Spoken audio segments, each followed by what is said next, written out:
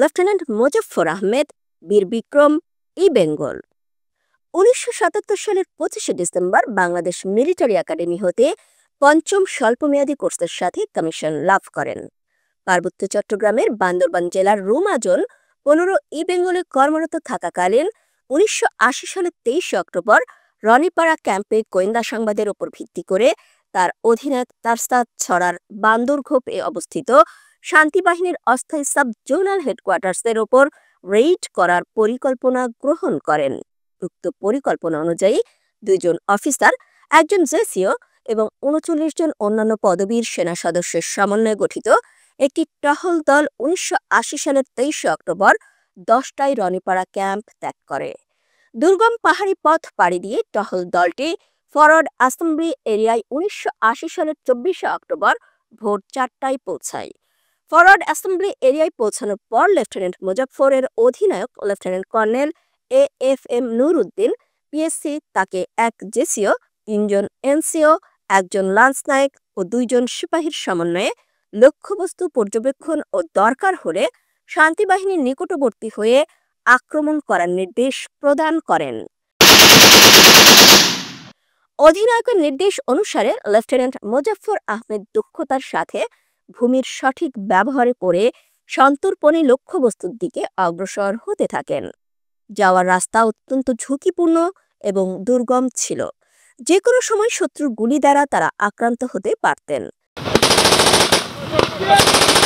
লক্ষ্যবস্তুর ৫০০ গজ দূরত্বের মধ্যে পৌঁছে তিনি বুঝতে পারলেন, যদি টার্গেট এলাকার আরও সন্নিকটে পৌঁছানো যায় তবেই এই জনবল দ্বারা একমাত্র সফল অপারেশন পরিচালনা করা সম্ভব। এ সময় তিনি ওয়্যারলেসের মাধ্যমে অধিনায়কের সাথে যোগাযোগপূর্বক চূড়ান্ত অভিযান পরিচালনার অনুমতি গ্রহণ করেন।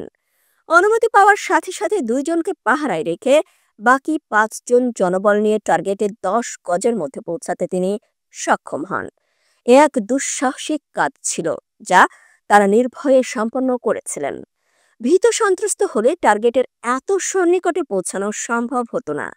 লক্ষ্যবস্তু এলাকায় তারা একটি জুম ঘর দেখতে পান।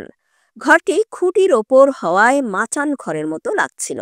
এ সময় তিনি অতি সন্নিকটে দাঁড়িয়ে থাকা শান্তিবাহিনীর ২ জন প্রহরীদের অস্ত্রসহ দেখতে পান। রেইড পার্টি যখন লক্ষ্যবস্তুতে আক্রমণের জন্য উপরে উঠেছিল তখন শান্তিবাহিনীর প্রহরীরা টের পেয়ে যায়।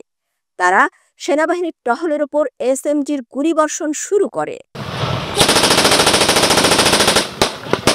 শান্তিবাহিনীর বাকি সদস্যরা প্রহরীর গুলির কাভারে পালাতে শুরু করে।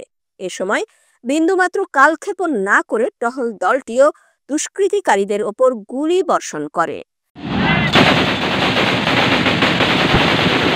টার্গেটটির সম্মুখভাগে বাঁশের বেড়ার পেছন দিক খোলা থাকায় কয়েকজন শত্রু পালিয়ে যায়।